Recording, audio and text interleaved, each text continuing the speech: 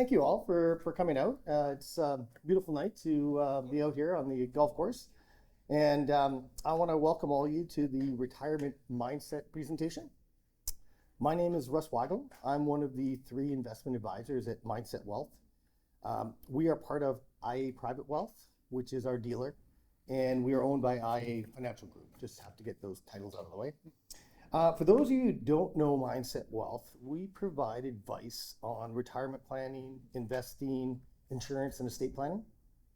We work with a lot of retirees here in the Comox Valley, as well as a lot of hardworking families and a lot of business owners as well. And I like to tell people we help grow your wealth, whether that's through RSPs or TFSAs. We look at your financial situation and then we start from there. So I'd like to introduce the team. First of all, to my right, I've got Robert Mulroney.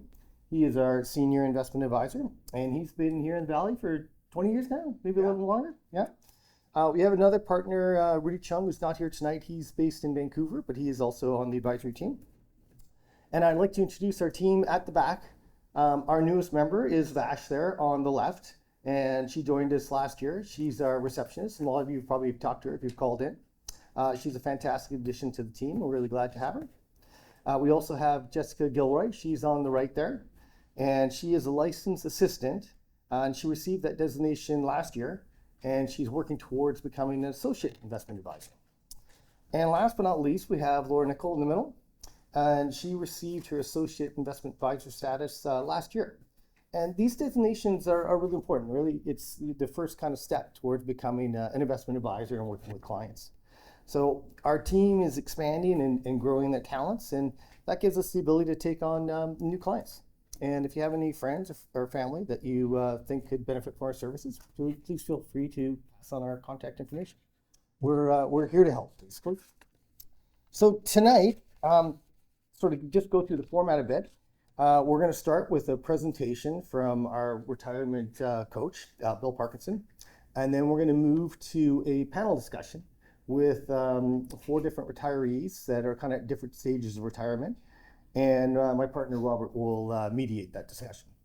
We're not going to get into sort of the financial strategies of retirement planning, not tonight. But if you are interested in talking about that, Robert and I will be available to discuss it kind of one-on-one afterwards. So to start things, I'd like to introduce our main speaker. Bill Parkinson is a retirement lifestyle coach. He has a presentation on what he does and how he helps people to get sort of the most out of their retirement. He's a longtime resident of the Comox Valley. He's been teaching management courses at the School of Business at the North Island College since 2005. He holds a Bachelor of Commerce degree from UBC Saunders School of Business and a Master's of Arts degree from the Athabasca University. And he is a certified professional retirement coach. So please welcome Bill.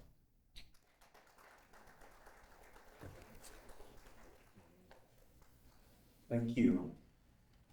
I'd like to thank the National Hockey League for making sure the Vancouver Canucks don't play tonight. The Wednesday, Friday games were very good and fit nicely with this Thursday night presentation. So it's a pleasure to be here and to talk a little bit about aspects of retirement that often go neglected. There's going to be some conversation about asking him to flick ahead. So when we talk about traditional retirement planning, we often focus on the financial aspect of retirement planning, and that's essential. But there's more to it than that. And what I want to do tonight is I want to introduce you to some of the non-financial considerations that are part of transitioning into retirement. And the hope of this is that this will set a framework or a foundation for the panel discussion that comes next. Okay. So, as I pointed out, traditionally, retirement planning focuses exclusively on finances. Really, really important. Look ahead. And it is important that you work with people like Robert and Russ and the group at Mindset Wealth to help grow and protect your wealth. It's an essential part of the retirement planning process. You want to have people that you can trust, that have integrity, that you have relationships with, that you can talk to, and that can help you navigate the markets in any environment. Interest rates going up, down, markets going up, down, bond prices up, down. You want professionals to help you navigate that. But in my opinion, there's more to it than that. There are some major non-financial considerations that we should put some thought into as well. And when we can combine our thinking of the financial aspects of retirement planning with the non-financial aspects, then we have a full picture of what retirement might look like. So I want to introduce you to 4 other areas. And we'll identify them, but then what we really need to do is we need to take some time to unpack each of those areas. So they are spiritual, and really what we're talking about here is alignment with values and meaning and purpose, and we'll talk about that. Mental and emotional well-being and lifelong learning. Physical wellness and the concept of functional fitness. Okay, it's not about being an Ironman or woman or a marathon runner, although if that's what you want to do, that's great. But it's about functional fitness. And social wellness, making sure that we have a network, that we're embedded in the community that we find ourselves in, and that we're able to replace some of those connections that we've had on the job when we leave that framework. So when we talk about spirituality, we can think of it in 2 spheres. For some people, there's a religious component or affiliation with church. And for other people, there's no formal religion or affiliation at all. The most important thing with spiritual considerations is living in alignment with our core values. Okay? When we live in alignment with the things that mean the most to us, and entering retirement's a great time to recalibrate that, the chances of us living with purpose and meaning is greatly enhanced. So, step 1, what is a value? According to mindtools.com, and there's 1,000 different definitions, but basically what we're talking about is your beliefs and your principles. Okay? And how important they are to you and how you live your life. They should, I've got in brackets should, they should determine your priorities. When you have alignment between what matters to you and your actions, then you have consistency with your values. So, do you have alignment or not? If you say and you think that your family is important to you, but you don't live near them and you don't see them very often, is there a disconnect or alignment? So this is something to think about. So what I've got here is just a small sample of values. When I work with clients, individuals, couples, groups, I introduce them to over 200 different values. And then painfully, I help them narrow it down to 15, to 10, and then teeth gnashing down to 5, right? So what are your top 5 values? Important thing to consider. And there are hundreds of values to think about.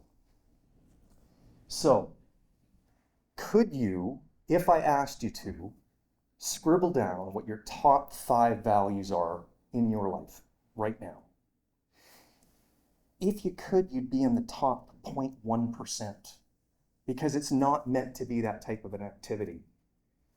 It requires more self-reflection, more introspection, and a little bit of digging.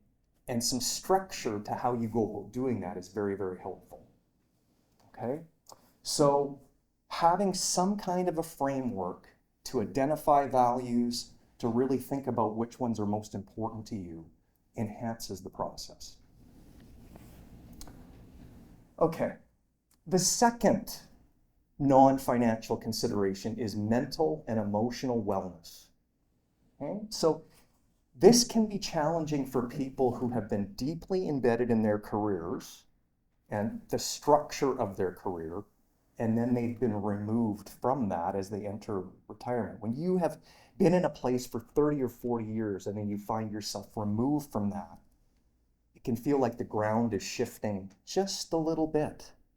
It feels different. You're in a different place, and change can be stressful. Have you ever heard from somebody that's about to enter retirement? You ask them, what are you going to do? And they say, whatever I want. Right? It's a good answer. It's a pretty general answer. Can you be more specific? Do you know what you'd do? Have you thought about it? It's helpful to. Okay? So what will you do with your time, and how will you replace your work identity? And I don't want to get overly general here, but men in particular are challenged with this. We tend to wrap up more of our identity in what we did and what we produced, generally speaking. Everybody's individual. All right? The other thing to consider here is the need for lifelong learning. How will you keep your brain engaged? What will you learn about? What are you interested in? What are you curious about? Have you thought about that? The last thing is that you can expect a little bit of grief in retirement. Not due to death necessarily, but grief is normal human reaction to any type of loss. Loss of hearing, eyesight, physical mobility, loss of children from the house, now you're empty nesters. There's a lot of different things that we navigate as we transition. Next slide, please. The other thing to consider is how your definition of success has changed over time. How did you define success at the age of 25 when you were single compared to when you were 40 driving a minivan with kids in the back and now entering retirement? So what is success for you, and how would you know if you're having a successful first year in retirement? How would you measure that? Okay? Be kind to yourself and be realistic. Any major change is stressful, and retirement is certainly one of those transitionary periods. Okay, the second one, fitness. Everybody knows this, right? You need to move your body. You can't stop moving your body. The concept I want to introduce you to is called functional fitness. Being able to partake in those activities that add joy to your retirement experience. Okay? So if you love to garden, but you're dealing with arthritis, how are you going to manage that so that you can continue to enjoy it? If you love pickleball and you've got chronic shoulder issues, how are you going to navigate that? Do you have a plan in place? Making sure that we have functionality in our retirement to do those activities that are meaningful and joyful for us. Okay, so have you thought about what those activities are? Do you know what they are? There might be more options than you even thought about up till now. So that's something worth considering as well. And of course, staying active is easier if we enjoy what it is we do. So if you hate running and you set a New Year's resolution to run 3 times a week, you're not making it to February. It's probably not going to happen, right? So the key is consistency. Stick with activities that you know you're going to do consistently. So a simple example is ballroom dancing. This couple seems to be having a great. They're getting exercise, they're using their brains, and they're being social, right? So find those activities that are preferential to you and what you enjoy doing, right? And if you're really taking a deep dive into that, you know what all the options are.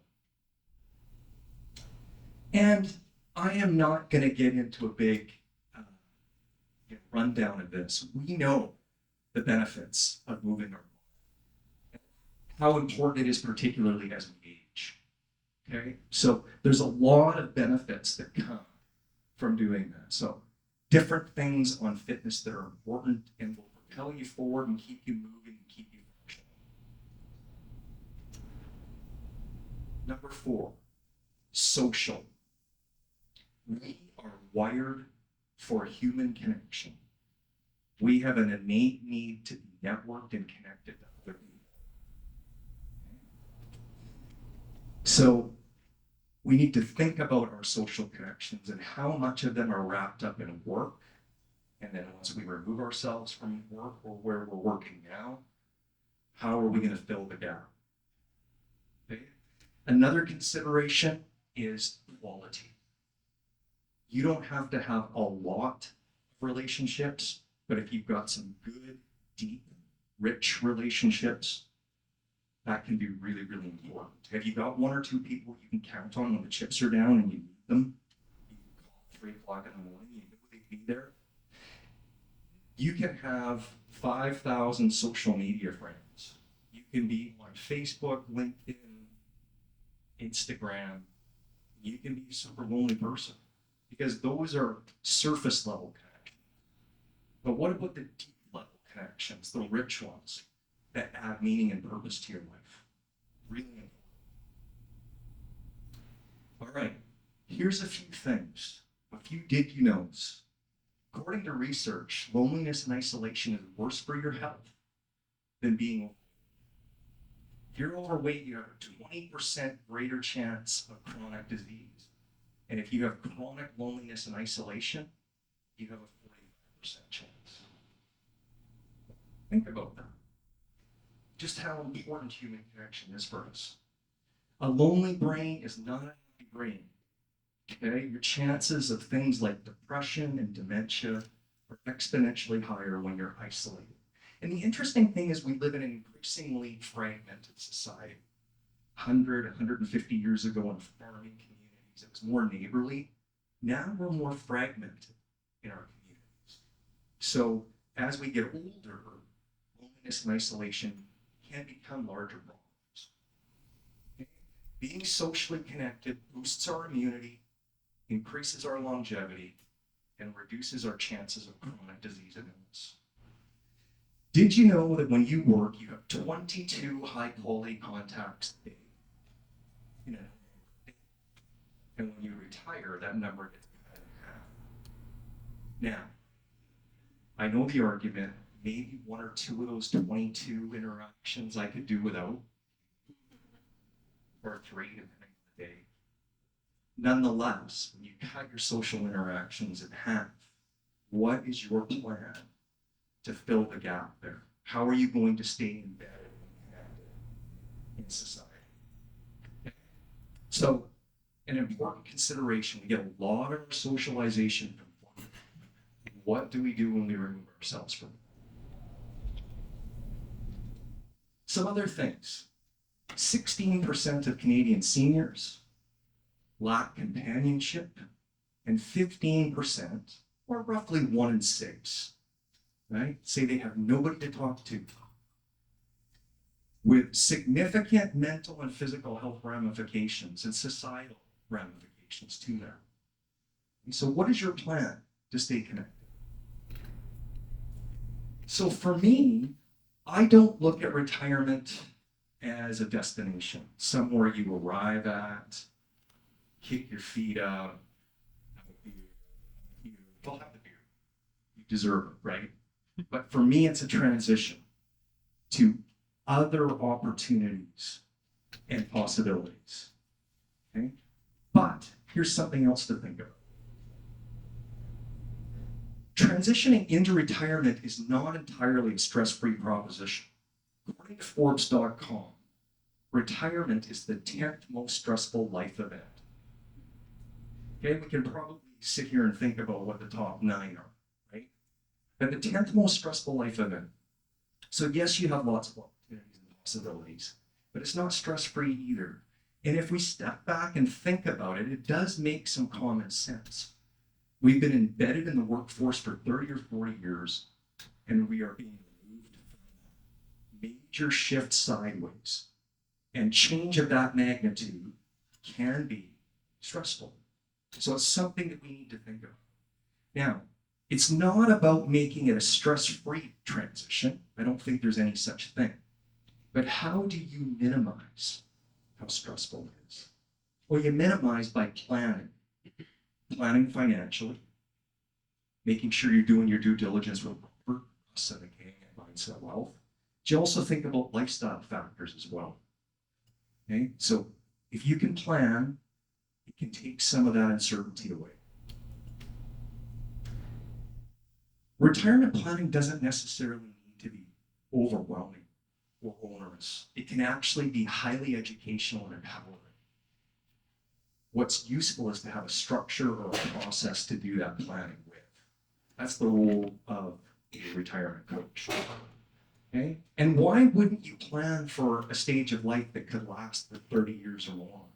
If you retire at 60, your chances of living to 90 are greater than they've ever been. A lot of people now are worried about outliving their funds. And I know investment advisors are talking to clients about this all the time. So the reality is that people will spend more time planning a 2-week summer vacation than they will a 30-year retirement. Well, it's fun to plan a vacation, right? It can also be fun and empowering to plan for your retirement. If you want to live a life in retirement of intentionality, you should know the things that matter most to you. Okay, so bringing it all together here, Russ and Robert, they certainly are important in this equation, right? The financial consideration is important. And there's 4 other areas that are worth thinking. Spirituality and your values, okay? Mental and emotional well-being and lifelong learning, your physical capability, or what we call functional fitness, and how socially networked you are in your community around you that support you and add layers of meaning to your life. So, just a little about me, and I've got some friends, some longtime friends from North Island College, where I work during the day here tonight, and I thank you for being here.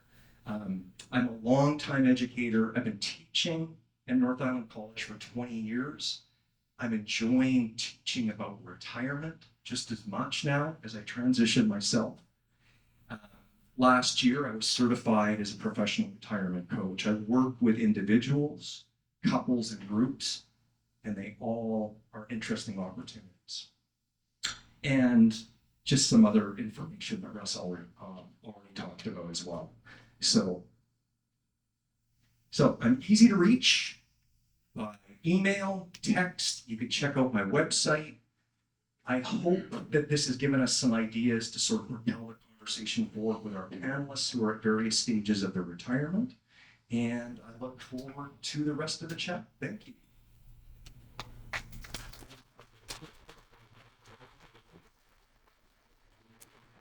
Thanks, Bill. In some ways, the financial is a lot easier.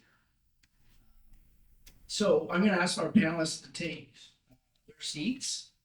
And like Bill said, we have panelists that they're all retired or somewhat retired and still working on retirement. And in a lot of ways, they're all mentors to me, and I'll explain that in a little bit.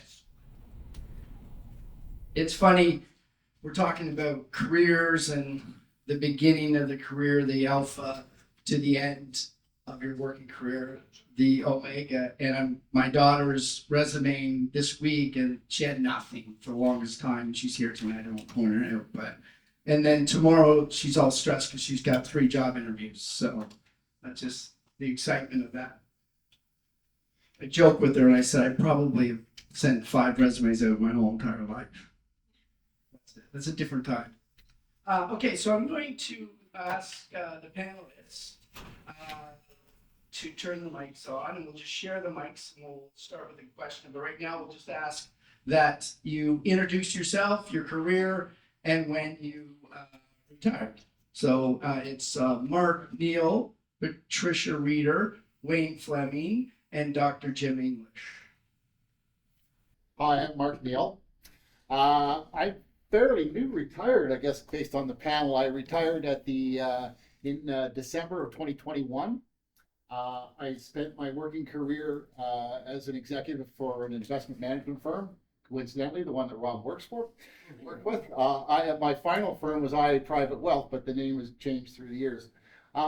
Retired at the end of 2021, and I immediately, I'm unlike most people that retired, is that when I retired, I had a 13-year-old son still, and we'd made a decision. It was COVID was ending, and we pulled our son out of school.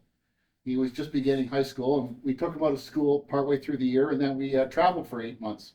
and we actually circumnavigated the world and visited half a dozen different countries and spent time there. And then I came back in September. He started in school in North Vancouver. And I immediately found I wasn't doing well with retirement, so I went back to work. I took a job with a company out of Montreal and proceeded to work about 7 more months when I finally said, you know what, I can't do this anymore. I retired again at the end of June last year. And then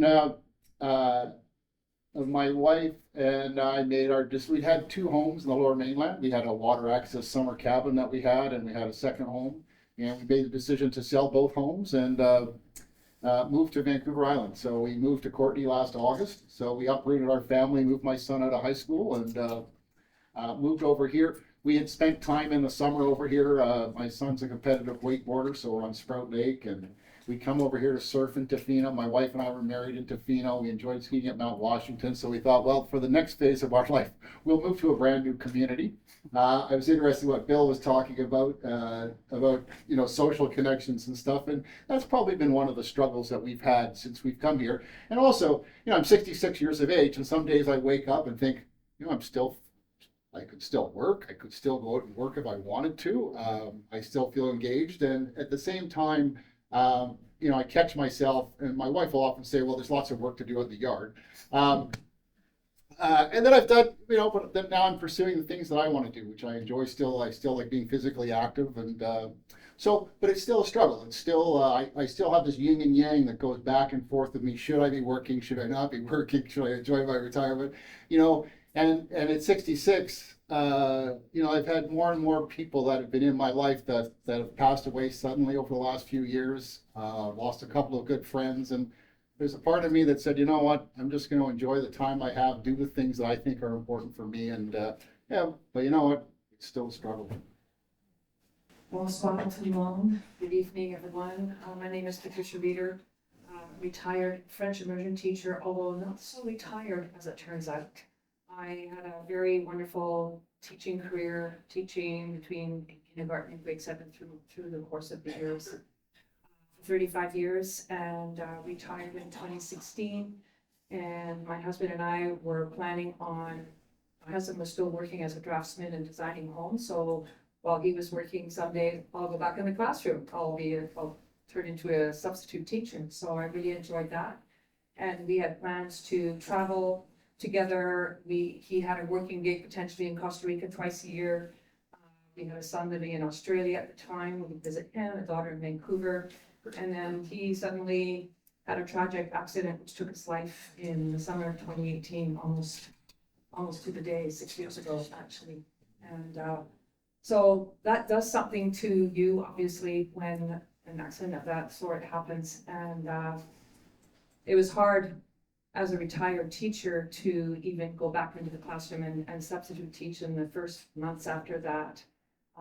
My 2 children and I, we just hunkered down and loved each other as well as we could. And as the love, as I felt the love coming back into me through the love of my children and support around me, I had a desire to pass that love on to our students in the Comox Valley. So I decided to pick up my teaching gig and open up my heart to subbing wherever I was needed in the district. And so I've been doing that now since 2019. So that's 5 years of retired and teaching almost full time. So I'm not really retired as it turns out.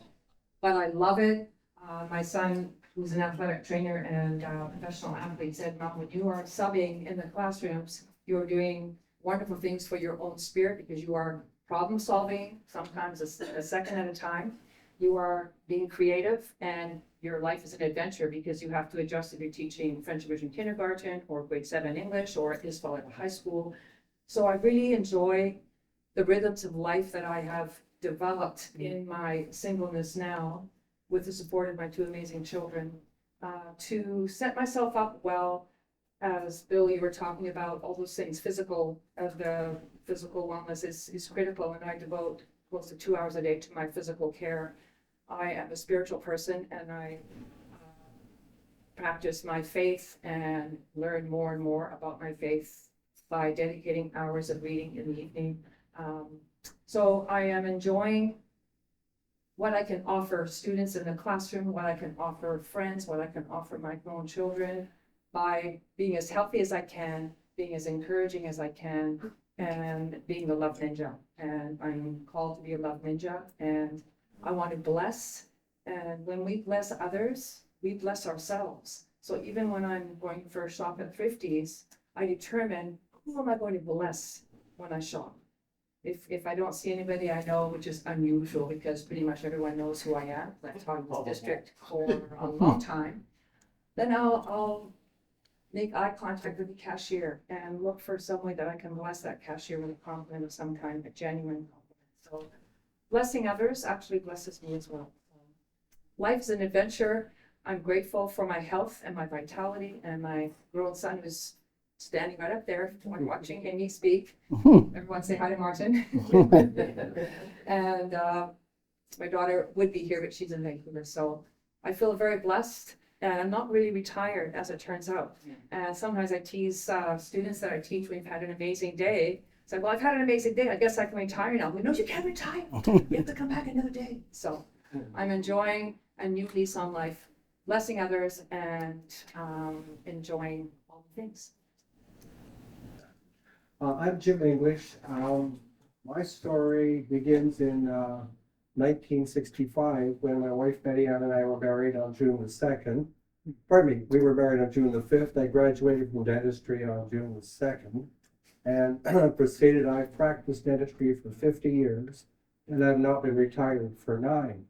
And to celebrate our retirement 9 years ago, when it was our 50th anniversary, so we took the whole family, our 4 children and our 9 of the grandchildren, to Hawaii for 10 days to celebrate that time.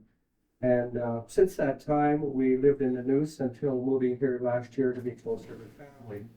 And we talked about philosophy in life or dentistry.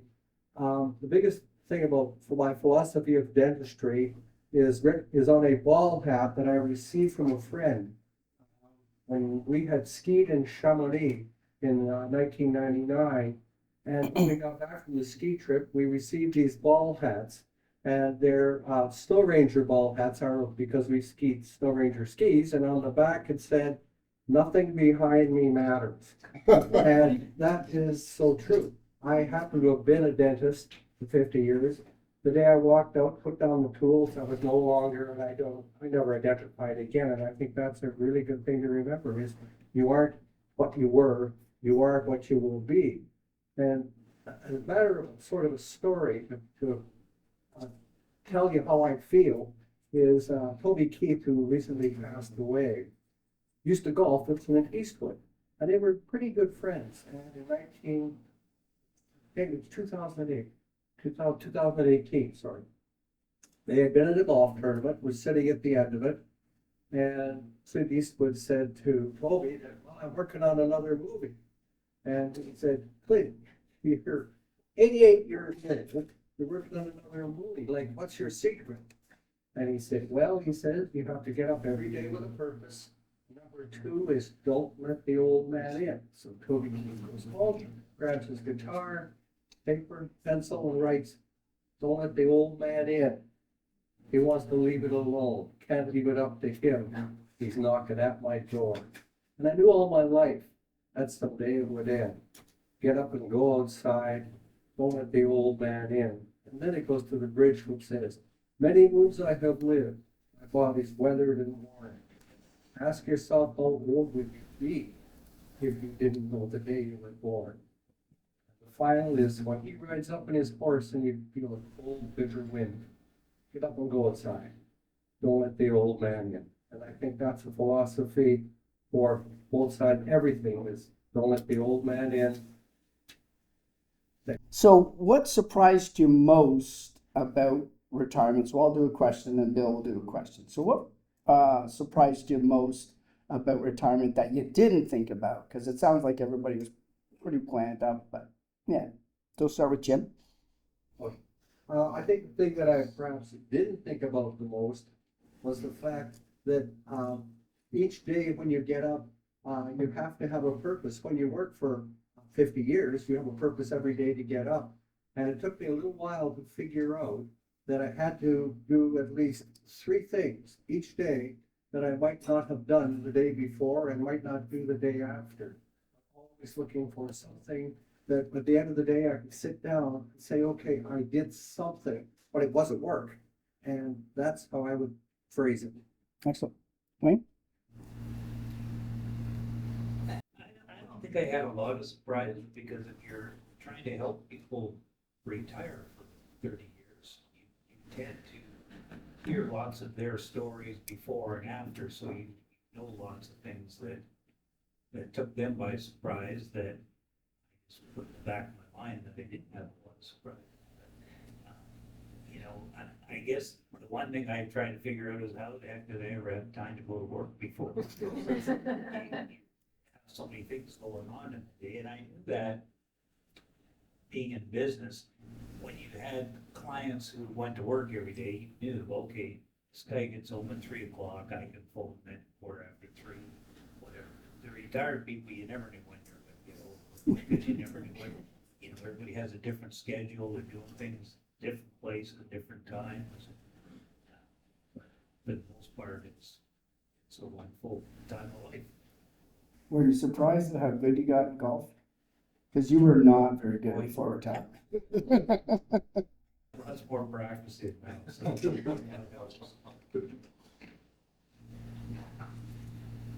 So, June of 2016, I'm ending my 35-year teaching career. I remember talking to my principal in March of that year, saying, I'd like to be put on the agenda for our staff meeting. And he said, what for? And I said, I've decided I'm going to retire. And he just couldn't believe it. Like, what do you mean you're going to retire? You're an institution, you're a school, Rob Rowe at the time. You're way too young to retire. Like, what are you talking about? Well, my husband and I have crunched the numbers, and we looked at my retirement portfolio. And if I taught one more year, would it actually add that much more than retiring in 2016 versus 2017? So it was my husband who decided, Patricia, I think it's time for you to retire. We can do things together. So when I announced my retirement, as Robert alluded to, I'm sort of like a Duracell battery that keeps running. When I told the staff, when the principal gave me some time to share what I wanted to share, the teachers couldn't believe it. What are you doing? You can't retire. I said, I decided to retire. And when we had an amazing, the school put on a beautiful celebration for me, the last assembly, I cried the whole time, and I cried for the whole entire day. And people just said, don't worry about Patricia, she's just crying because she's retired and she's very happy about it. So it was sort of an emotional, very emotional time for me to realize, as Bill, you alluded to, what's your identity when you're not doing what you're doing? That I was actually retiring. And in September of 2016, the first day of school, I was pacing up and down at home wondering, what am I going to do today? Because for 35 years, I've gone into the classroom. I prepped my class in August before the September, and now, like, oh my goodness, what am I going to do? So I had a brainwave. I can bake some cakes and hand them out to the different schools so that I can wish them a good year. So I was able to enter into the schools with a legitimate cause, with some baked goodies, and they appreciated that. And it was a big adjustment, and my husband and I had a good couple of years together before his accident. And then my identity of becoming a teacher again called me strongly. And all that love that I had given to my husband for 40 years was now being called to go into the classrooms. So initially a big transition, but then a second wind came along, and I'm still in that second wind. I think it's the thing that surprised my wife the most because I was home every day. For me, there's the part that the world goes on without you. But the thing that surprised me the most was, I would always have a fairly structured day that I would lay out my day in advance. And one of the things that I found as I got into retirement and what I do now is, I know in advance if someone says, well, what are you going to do tomorrow? I know what my plan is tomorrow, and I don't load it from top to bottom. I always say to myself, if I can just get one thing done today, that'll be a good day. And I might get a whole bunch of things. And sometimes that's just to play a game of golf. But I try to set it. I mentally set an agenda the day before, and for some reason I didn't. I thought I didn't see that in retirement. It was a bit of a surprise that I actually needed to say, okay, well, on Tuesday I'm going to do this, and this is my accomplishment for the day. My wife, when we traveled through the world, we'd get to a place, and we stayed in Paris for a week and a half, almost 2 weeks, and there's so much to do when we were in Paris, and there's so much things to do. And I would say, okay, we're going to try to do one thing today. We don't have to do a lot. We'll just do one thing today. At the same time, we might go for lunch, or we might walk along the Seine, but we have one objective every day. And I guess that's the one thing that surprised me, is that even though I left my working life, moving into retirement, still said, what are you going to do today, and set an objective to do. Thank you. I had an opportunity to go for lunch with some of the panelists yesterday. It was fantastic. So for me, I'm very curious about the transition phase into retirement and how long it took you to feel like you were settling in, so to speak.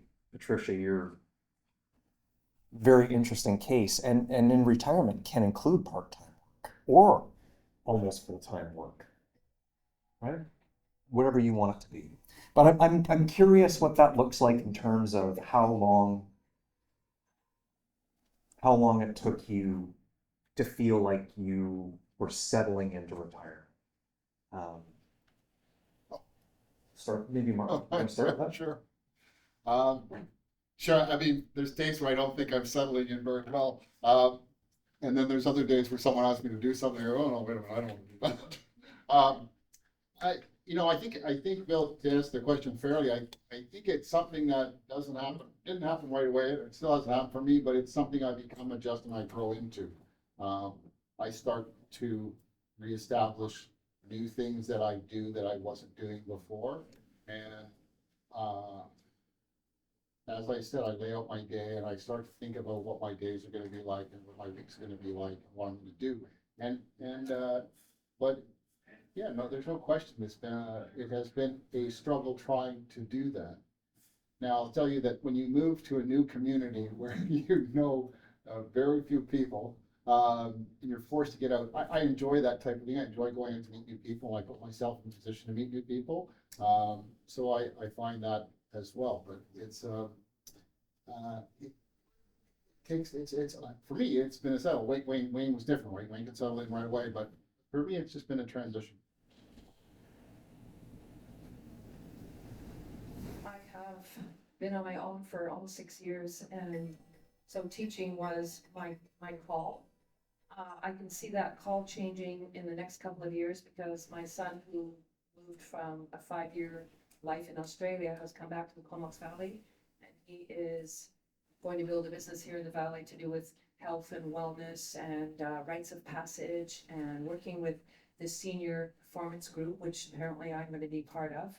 And so I see myself moving into his sidekick partner. And so that's going to be very exciting as we build out his business.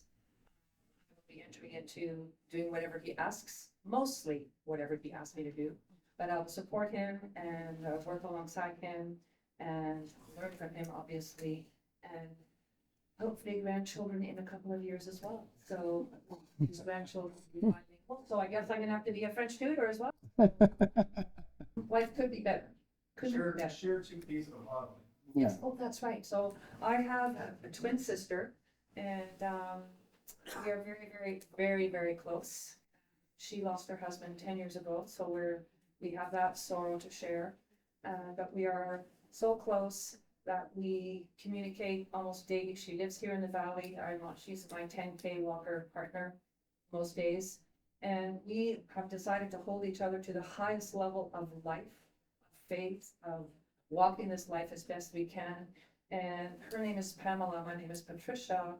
And we talk about creating a podcast called 2 Peas in a Podcast, where we will talk about life and dare to dream and inspire and encourage those who would become our listeners. So that's also down the road, 2 Peas in a Podcast. One thing that Wayne did tell me, I remember early on, because we try and transition. Like the one thing is when you're changing advisors, and it's like clients will say, "Oh, I'm very happy for Wayne, but what about me?" And I was like, "Well, that's my job." Well, you don't look old enough. Well, I'm here. So, but Wayne would tell me that one of those struggles, because were you 55 when you retired? 56. Yeah. 50. Well, 54. Is none of his buddies were retired. So who are you golfing with? And you can't call up Johnny more than once because John's going to say, "No, I got to work, Wayne. Stop asking me to golf on a Wednesday." So there was that, but then going to Arizona probably helped that a little bit. So, Jim? Yeah. What Wayne didn't mention, staying up as late as he wants is 10 o'clock.